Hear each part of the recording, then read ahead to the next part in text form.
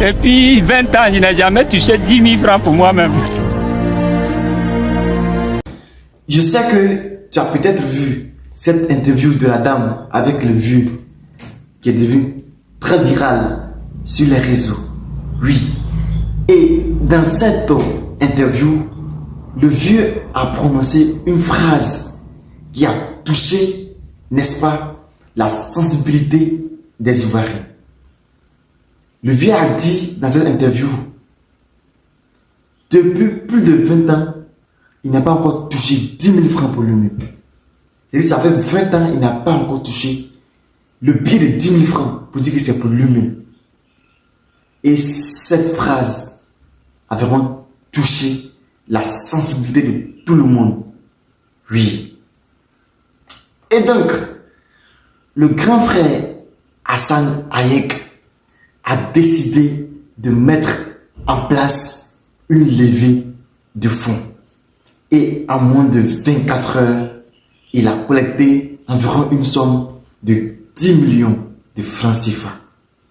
Waouh! Et à ce niveau, je salue vraiment la solidarité des Ivoiriens. Je salue également le grand frère Hassan Hayek pour le travail abattu. Je salue aussi notre sœur qui a fait, n'est-ce pas, cette interview, sans toutefois oublier Orange qui a mis en place cette initiative, que le maître de l'argile parlante vous le rend au centre blanc. Cependant, quelle leçon de vie nous pouvons tirer de l'histoire du vieux?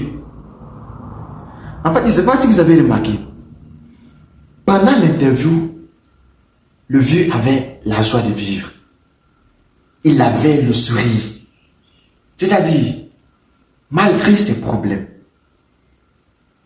malgré ses difficultés, le vieux avait toujours la joie de vivre.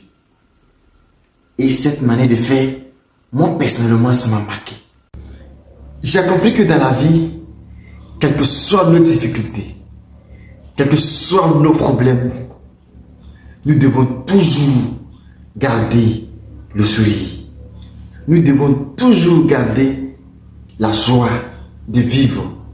Et c'est ce que le vieux nous a démontré. Deuxième leçon de vie, c'est que tant qu'il y a la vie, il y a de l'espoir. Tant qu'il y a la vie, il y a toujours